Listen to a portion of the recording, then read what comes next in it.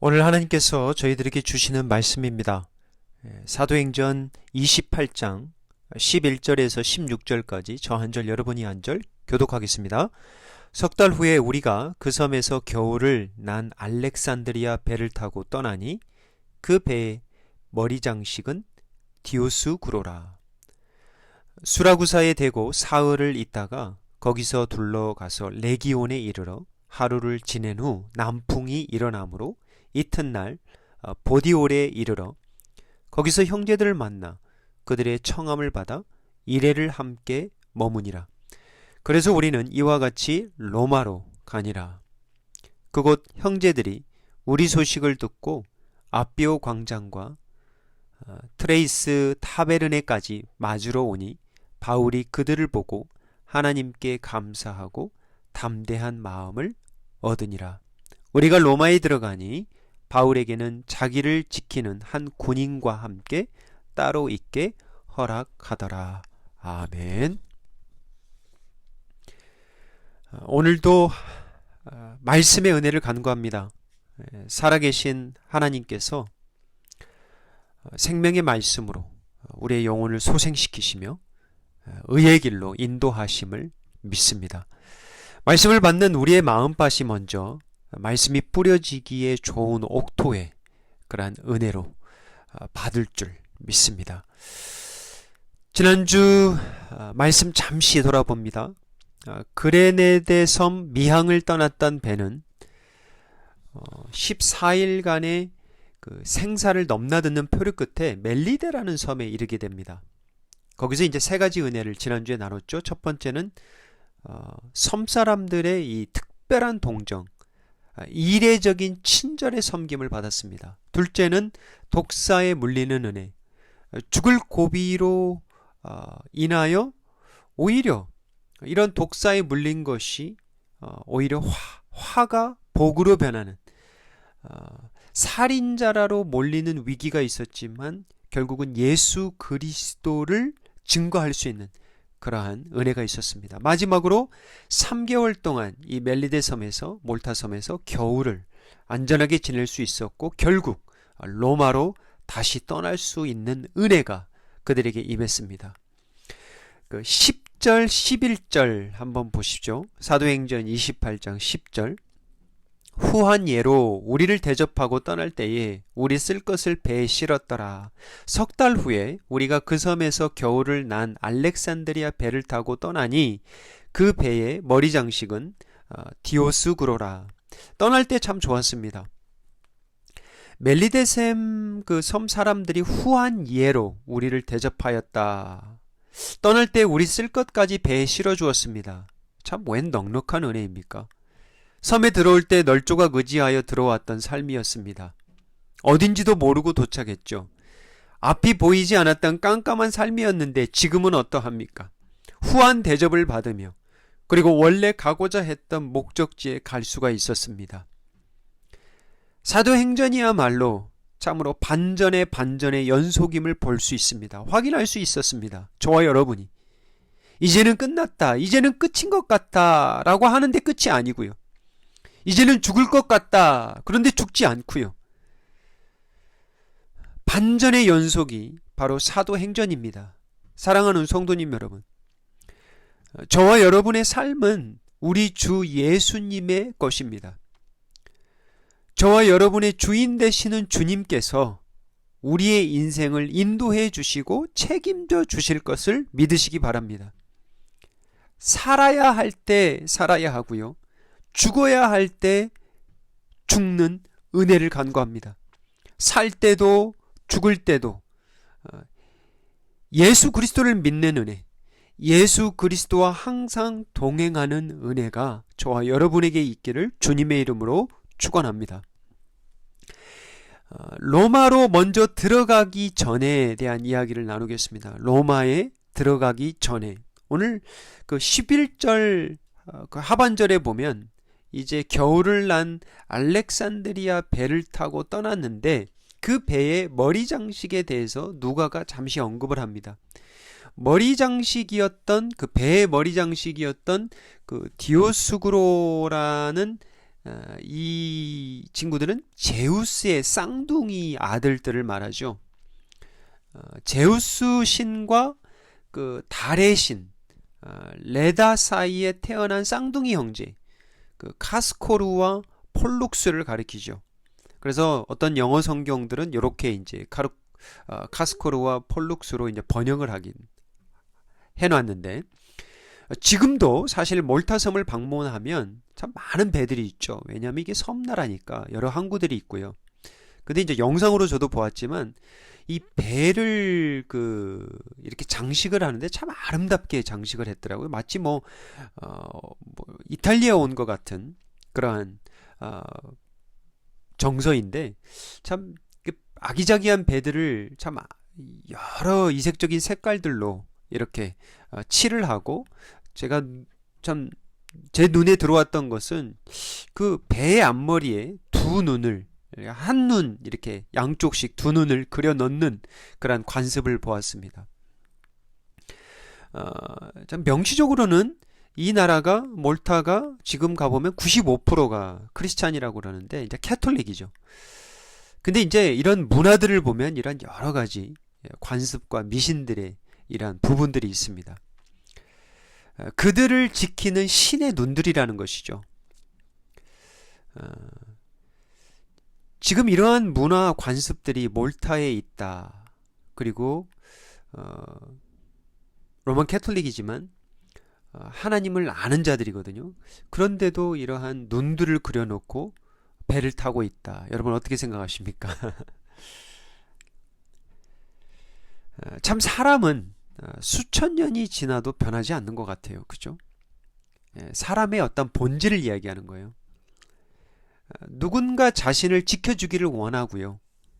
특별히 위험한 일, 극심한 두려움을 만나거나 죽음을 맞이할 때 사람들은 무언가를 의지하는 것을 찾습니다. 그 중에 이제 하나가 이제 신들이죠. 잡신들이죠. 그래서 인간에게는 어떤 종교심이 있다라는 거죠.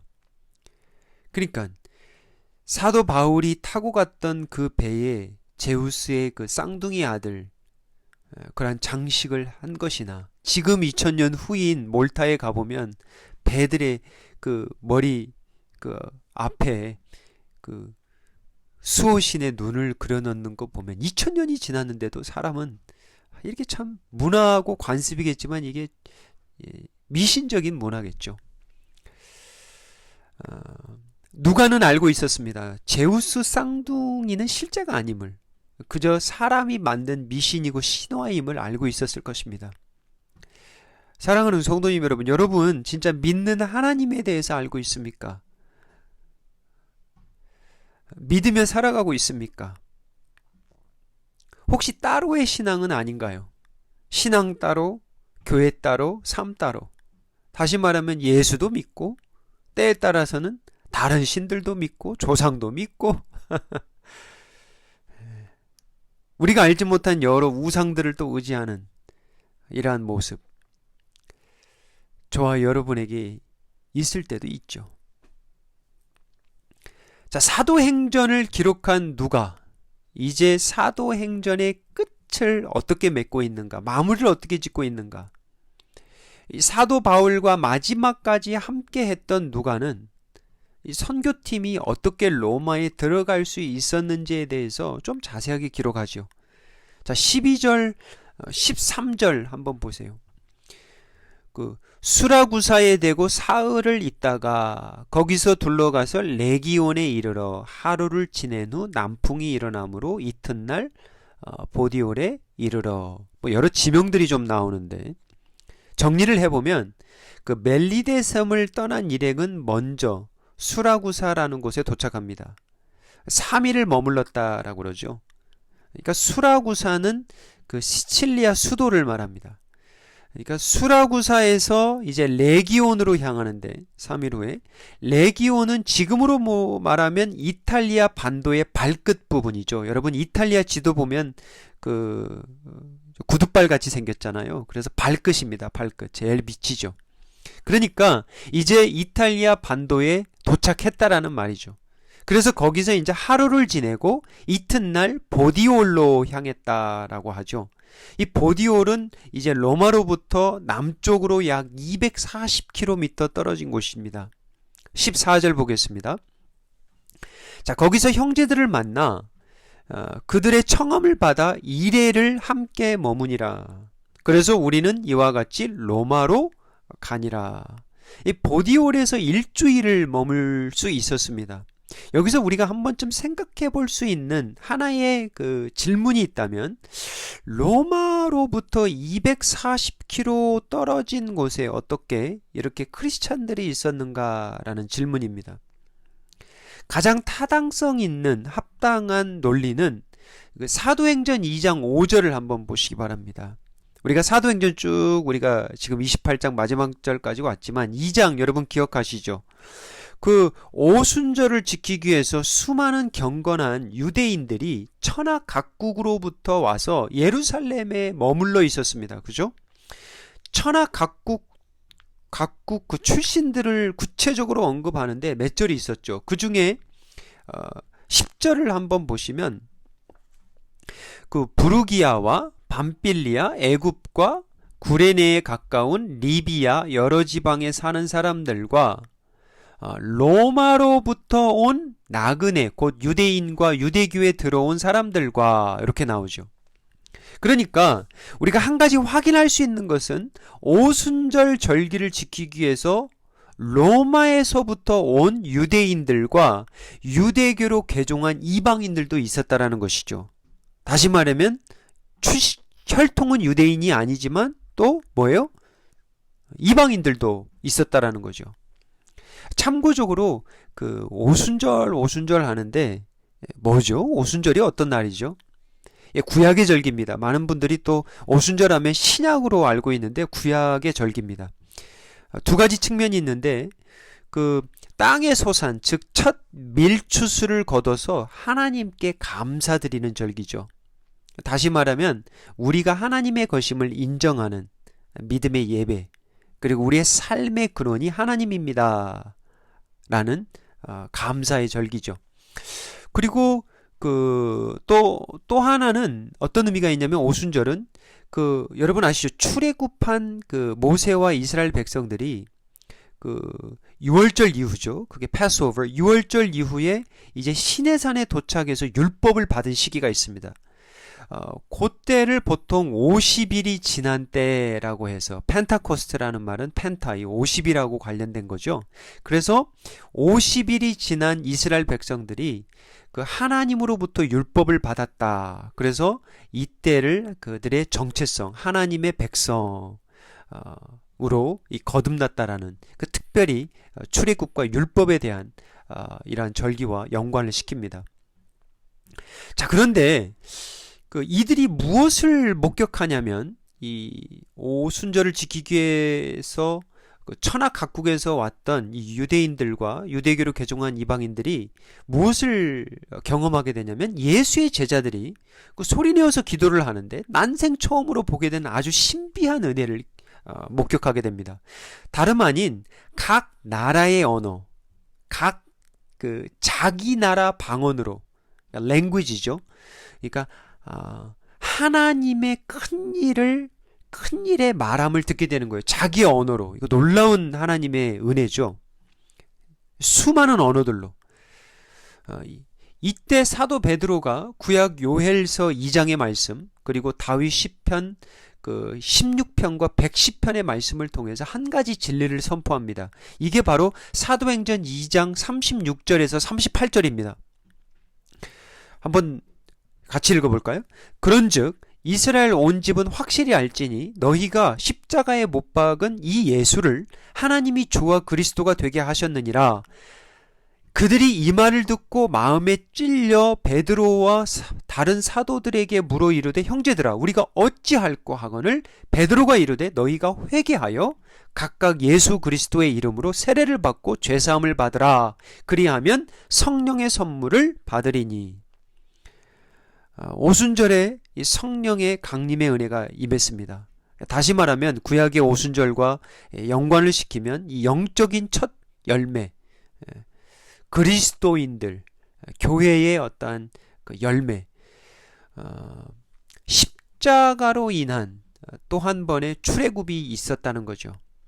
사망의 종살이, 사망의 노예로부터 이 십자가로 유월절의 양으로 오신 예수 그리스도의 보혈로 이들을 구원하사, 구약에서는 말씀을 신의 산에 50일이 지난 후에 주셨지만 이제는 예수님이 죽으신 이후, 십자가에 못 박히신 이후 50일 이후에 이제 성령이 그들에게 임하여 하나님의 백성으로 인쳤다라는 아주 놀라운 신구약의 예언과 성취, 이런 말씀을 보게 됩니다. 결국 이날에 회개하고 예수님을 영접하고 세례받은 자가 3천이었습니다. 할렐루야. 이때가 주후 30년입니다. 여러분, 약. 그러니까 지금 사도행전 28장의 배경은 주후 60년이거든요. 30년이 흘렀습니다. 이거를 정리해보면 30년 전에 오순절에 예수님을 영접한 자들 3,000명이 있었잖아요. 근데 그들 가운데 로마 출신도 있었습니다. 그죠? 그러니까 로마에서 온 유대인들도 있을 것이고 로마에서 온 또 이방인들도 있을 겁니다. 근데 이들이 이제 돌아갔겠죠. 그리고 또 크리스찬들이 로마로 이사간 사람들도 있었겠죠. 그래서 그곳에 교회가 자연스럽게 세워졌을 겁니다. 그래서 이 보디올과 같은 로마로부터 이렇게 떨어진 곳에 교회가 있었다라는 것, 그곳에 있는 성도들이, 가정교회들이겠죠. 이러한 성도들이 사도 바울의 소식을 듣고 맞이했다. 죄수의 신분인 바울이 자신의 뜻대로 일주일을 이런 보디올과 같은 한 곳에서 어떻게 머물 수 있었겠는가? 이것은 그럴 수밖에 없는 그때 상황이었겠죠. 어떤 배 상황이라든지, 뭐 공문을 내린다든지, 뭐 어떠한 상황이 됐었겠죠. 어찌됐든 바울에게는 감사한 일이었습니다.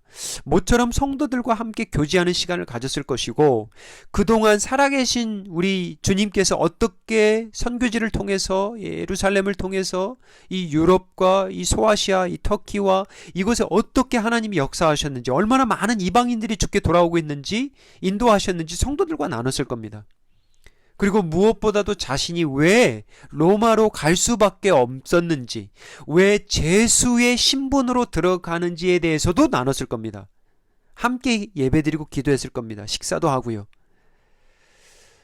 사랑하는 성도님 여러분, 성도들과 교제의 은혜가 참 귀해요, 여러분. 성도들을 만나 함께 나누는 것, 말씀을 공부하는 것뿐만 아니라 삶을 나누는 이 교제가 참 귀합니다. 이게 교회를 세운 목적 중에 하나예요, 또.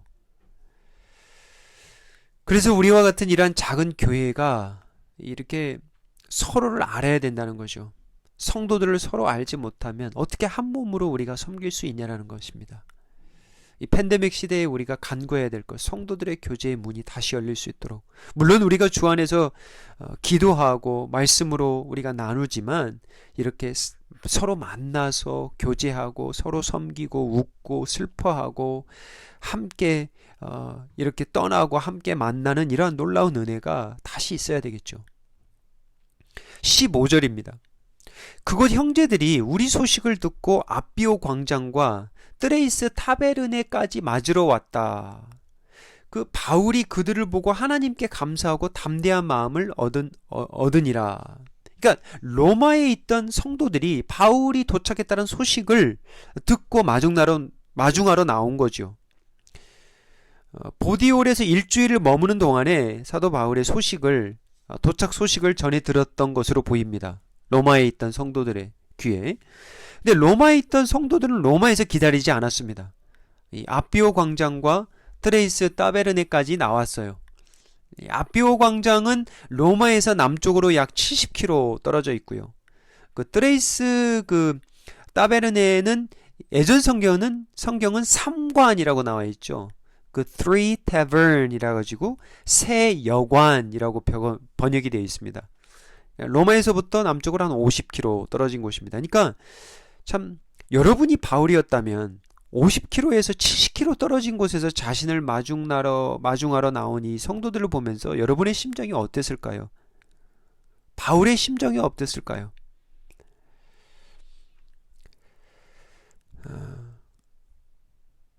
참 마음이 있으면요, 거리가 크게 문제가 되지 않는 거 우리가 알고 있습니다. 그죠? 사랑하는 자들이 있고 보고 싶은 자식이 있다면, 부모가 있다면 그 거리가 문제겠습니까? 50에서 70km 떨어져 있던 성도들이 자기 자신을 마중하러 나온 이 압비오 저자와 삼관까지 왔던 이들을 보았던 이 바울이 여러 가지 생각이 있었겠죠. 살아계신 우리 주님이 자신을 맞아주시는 기분이었을 겁니다. 늘 강조하지만 교회는 예수 그리스도의 몸입니다. 건물이 아니라 교회는 성도라는 거죠. 예수님이 어디 있습니까? 그러면 어디예요? 답이 교회입니다.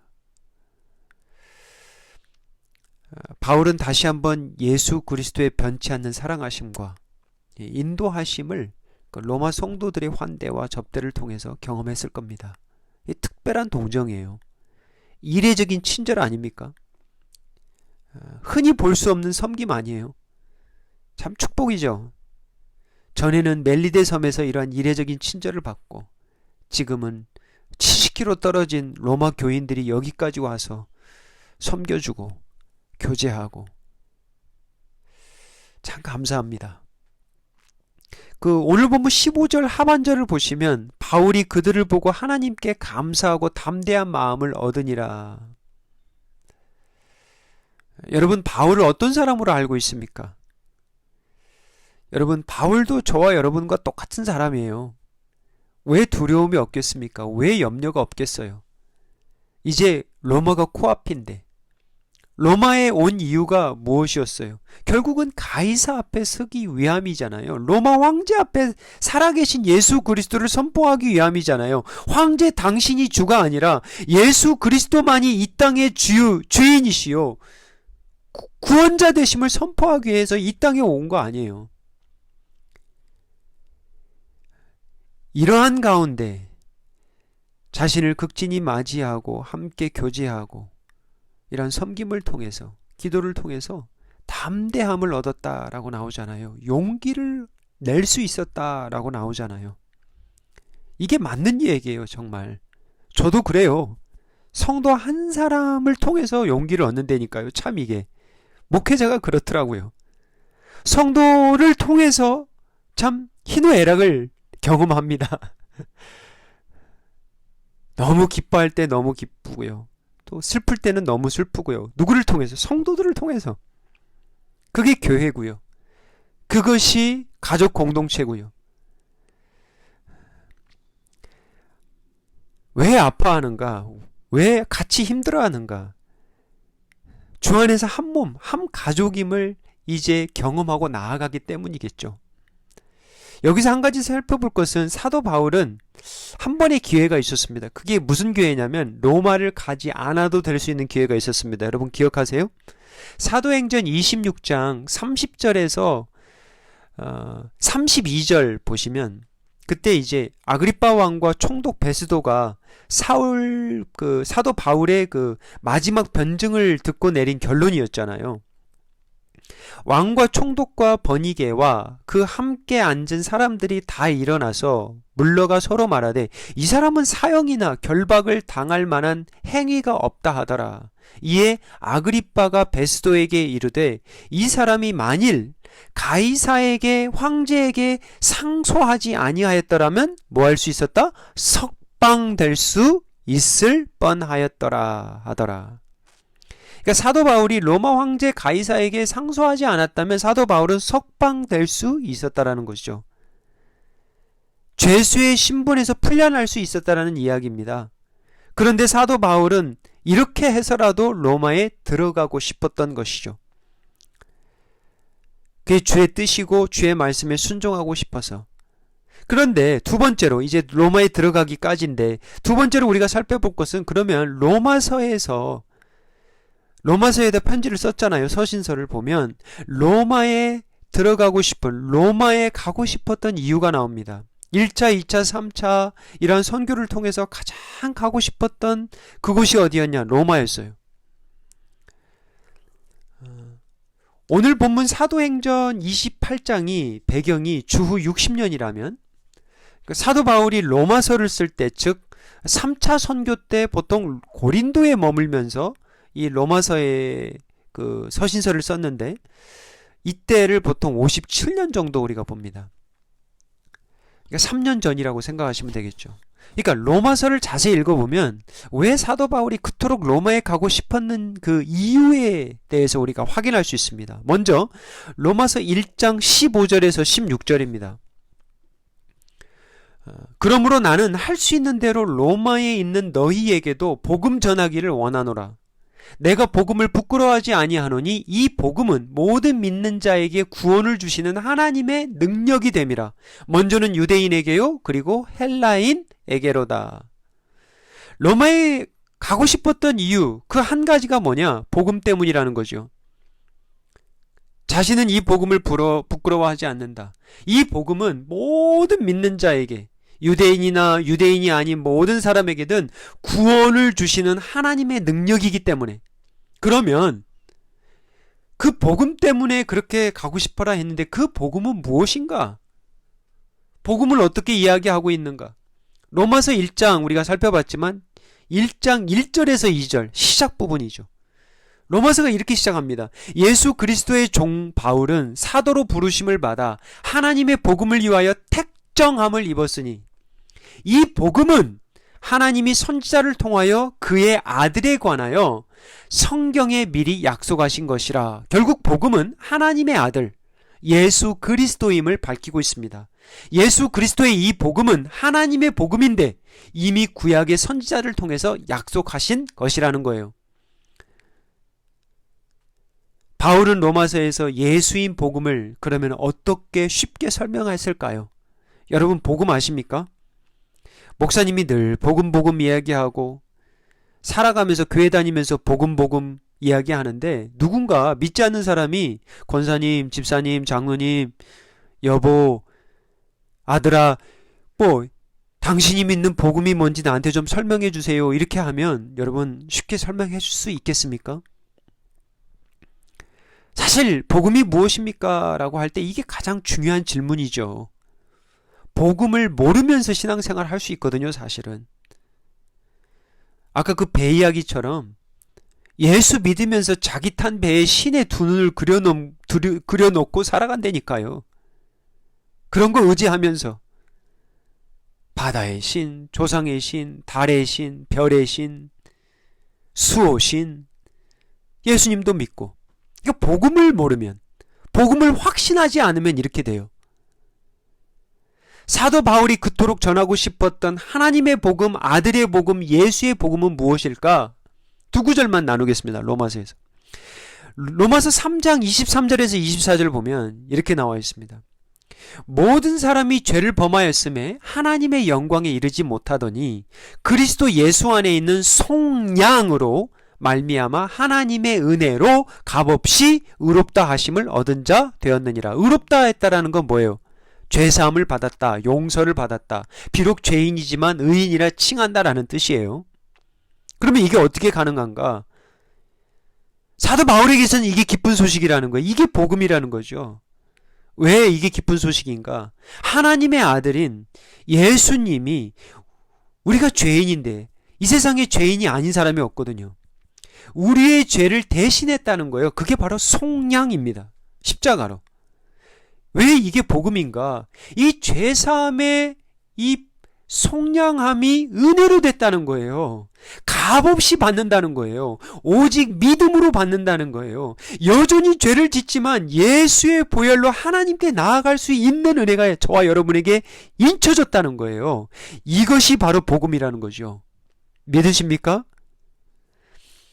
로마서 6장 23절 보면 진짜 복음의 정수죠. 죄의 삭은 사망이요, 하나님의 은사는 그리스도 예수 우리 주 안에 있는 영생이니라. 그 삭을 영어로 말하면 wage라고 나옵니다. wage. 여러분 미국에 우리 사니까 이 wage라는 단어 쉽게 들어올 거예요. 일한 것에 대한 대가로 받는 임금입니다. 급여예요. 소득이에요. 우리가 보통 미국에 살면 뭐예요? 주급을 받든지 월급을 받잖아요. 이게 임금입니다. 이게 wage라는 말이에요. 다시 말하면 The wages of sin is death. 뭐예요? 죄의 삭은 사망이다. 죄를 지음으로 우리가 받아야 할 wage, 임금이 있어요. 소득이 있어요. 일주일 동안, 하루 동안 이 죄를 통해서 받아야 될 뭐예요? 소득, 주급, 월급, 1년치, 10년치, 평생 받아야 될 죄로 인한 소득이 뭐예요? 그 소득을 계속 쌓아놓는 거예요. 그게 뭐예요? 사망이에요, 결국. 그런데 예수님이 저와 여러분의 죄악을 대신해서 사망했다는 거예요. 그게 십자가입니다. 그거를 믿고 사느냐, 믿지 않느냐, 그걸 어떻게 이해하느냐, 그것을 은혜로 받아들이면 여러분 은혜로 사는 거예요. 하루를 살아도 순간이 은혜인 거예요. 근데 이 복음에 확신이 없으면, 이것을 들어도 믿지 않으면 그냥 종교 생활하는 거예요. 그냥 교회만 왔다 갔다 하는 거예요. 삶이 안 바뀌어요. 나의 죄의 소득을 내가 받아야 하는데 예수님이 대신 받으셨다. 하나님의 아들인 죄가 없으신 예수 메시아 그리스도가 왜 육신을 가지고 오셨는지, 왜 십자가의 피를 흘리셨는지, 그것은 바로 우리가 우리 죄로 인하여 쌓아오는 소득, 즉 사망을 대신 받기 위함입니다. 그래서 하나님의 은사는 그리스도 예수 주 안에 있는 영생이라는 거예요. 하나님의 은사가 뭐예요? 선물, 거저 주는 거예요. 받기만 하면 되는 거예요. 근데 이거를 믿음으로 받으면 되는데, 믿음으로 받고 믿음으로 살아야 되죠. 예수 안에 있는 영원한 생명, 죄사함, 용서, 이게 선물이라는 거예요. 사랑하는 성도님 여러분, 여러분 복음 아십니까?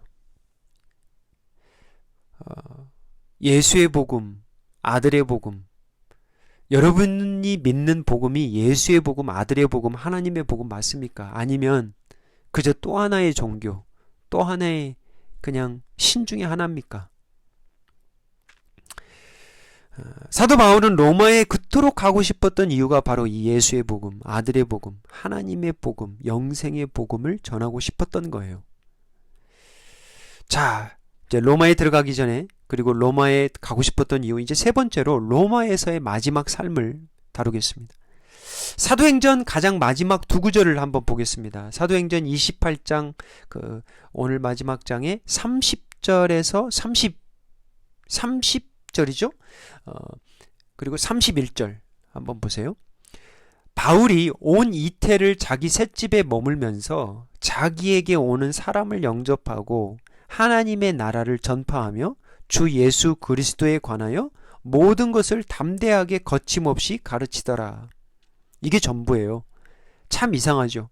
사도행전은 1차, 2차, 3차 그리고 로마까지 들어가는 파선당하는 이러한 이야기도 이렇게 자세히 하는데, 몰타섬에서 일어난 일도 이렇게 이야기를 자세히 하는데, 아니 정작 로마로 가서는 딱 두 줄, 이게 마무리예요.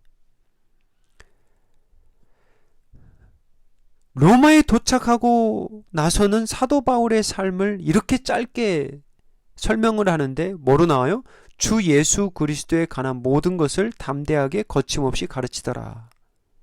사도행전은 사도들의 전기집이 아닙니다. 사도 바울의 전기집, 삶과 죽음을 다룬 게 아니에요. 삶의 생애를 기록한 책이 아니에요. 자신은 심부름꾼이고 그림자일 뿐이에요. 주의 종일 뿐입니다. 사도행전은 그래서 사도행전의 주인공 되시는 예수 그리스도로 끝을 맺습니다. 자신의 죽음에 대한 것은 이야기를 하지 않아요. 옆에 마지막까지 지켜 있었던 누가가 왜 사도 바울의 죽음을 모르겠습니까? 말씀을 준비하면서 사도 바울이 머물렀던 곳, 마지막으로 머물렀던 곳을 영상으로 이렇게 두루두루 살펴보았습니다. 참 요즘 참 좋은 세상이에요. 이 성지이란 것들 영상으로 참 자세하게 잘 설명이 되어 있습니다.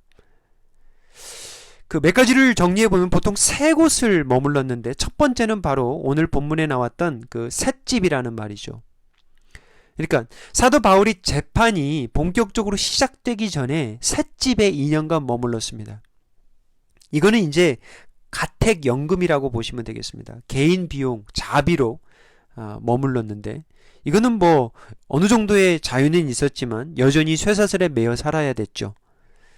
이곳에서 그 옥중서신이라고 그러죠. 사도 바울의 13권 중에 4권 뭐죠? 예배소서, 빌립보서, 골로새서, 빌레몬서 이 4권을 이 한평 남짓한 이 좁고 어두운 방에서 이 돌방에서 말씀을 받아 성도들에게 위로하고 권면하는 이 놀라운 은혜의 이 4권의 말씀을 받아 보내죠.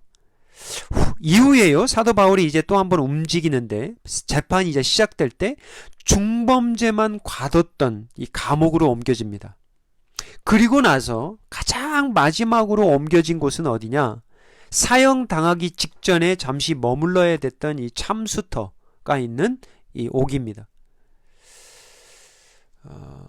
디모데 후서를 기록한 때가 바로 요 때가 아닌가 보통 학자들이 이야기를 합니다. 그러니까 사도 바울이 가장 마지막으로 쓴 것이 디모데 후서로 보통 보는데 참수당하기 그 참수대도 영상으로 제가 봤는데 그 참수당하기 전에 사도 바울이 그 자신의 영적인 아들과 동역자인 디모데에게 이렇게 이야기를 하죠. 디모데 후서 4장 6절에서 8절입니다. 전제 drinking offering이죠. 그러니까 전제와 같이 내가 벌써 부어지고 내 삶이 부어진다는 거예요. 나의 떠날 시각이 가까웠도다. 나는 선한 싸움을 싸우고 나의 달려갈 길을 마치고 믿음을 지켰으니 이제 후로는 나를 위하여 의의 면류관이 예비되었으므로 주 곧 의로우신 재판장이 그날에 내게 주실 것이며 내게만 아니라 주의 나타나심을 사모하는 모든 자에게 도니라. 떠날 시간이 가까웠다. 선한 싸움 싸웠다. 달려갈 길 마쳤다. 믿음을 지켰다. 이게 사도 바울의 마지막 삶입니다. 근데 이 모습은 사도행전에 나오지 않아요. 지난주 몰타에 가면 꼭 볼 것이 있는 게 뭐라고 그랬죠? 카타콤이라고 그랬잖아요. 로마에 가시면 방문해야 될 것이 물론 카타콤이지만 이 콜로세움입니다.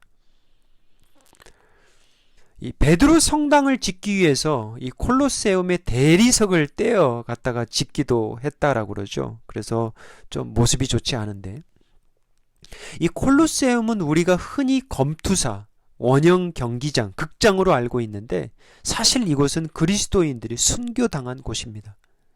며칠 동안 굶주린 맹수를 풀어서 이 그리스도인들을 물어 뜯어 죽이게 했던 곳이 바로 이곳이에요. 그런데 이들 가운데 예수를 부인하면 빠져나올 수 있었습니다. 맹수에게 찢겨 죽임당하지 않을 수가 있었다라는 거예요. 그런데 그리스도인들은 예수를 부인하지 않고 이 맹수에 물어 뜯어 죽임당하는 순교를 마다하지 않았습니다. 사도 바울이 참수터에서 목이 잘려 죽임당하면서도 예수를 지켰듯이 믿음을 지켰듯이 그곳에 남았던 로마의 성도들, 초대교회 성도들이 생명을 내어놓으면서까지 하나님의 복음, 아들의 복음, 예수의 복음, 십자가의 복음을 지켰습니다. 사랑하는 우리 성도님 여러분, 이 로마에 역사적으로 보면 298년인가요? 이 핍박이 가장 심할 때 10,000명이 넘는 성도들이 이곳에서 참수당했습니다. 이건 역사책에 나오는 거예요. 사도 바울에게 있어서 로마는 자신이 가야 할 곳, 보아야 할 곳, 자신이 들여져야 될 곳, 로마에 가야 하리라. 로마도 보아야 하리라. 그런 곳이었습니다. 가이사 앞에서도 예수님이 하느님의 아들이시며 영원하신 살아계신 만유의 주님이시오 오직 구원자 되심을 선포하기 위함이었습니다. 우리에게 가야 할 마지막 한 곳이 있다면 어디일까요? 이 땅에 살아가면서 여러분이 꼭 나 이것만은 꼭 하고 싶다. 소원 한 가지, 거룩한 부르심, 거룩한 부담, 거룩한 소원 한 가지가 있다면 무엇입니까? 기도하겠습니다. 아버지 하나님, 살아도 죽어도 예수와 함께 살고 죽는 은혜를 간구합니다. 선한 싸움 싸우고 우리의 달려갈 길 마칠 수 있는 은혜를 허락하여 주옵소서. 믿음을 지키는 은혜를 허락하여 주옵소서. 우리가 복음을 듣고 믿되 확신할 수 있는 은혜를 주시고 복음을 누리게 하시고 전하게 도와주시옵소서. 예수의 복음, 아들의 복음, 하나님의 복음을 온전히 확신하며 믿고 살아가며 나누게 하여 주옵소서. 그리하여 하나님의 능력 되신 십자가의 복음이 이 땅 끝까지 전해지는 놀라운 은혜가 모든 교회에 모든 성도들의 삶에서 일어나게 도와주시옵소서. 우리를 사용하여 주시옵소서. 예수님의 이름으로 기도하옵나이다. 아멘.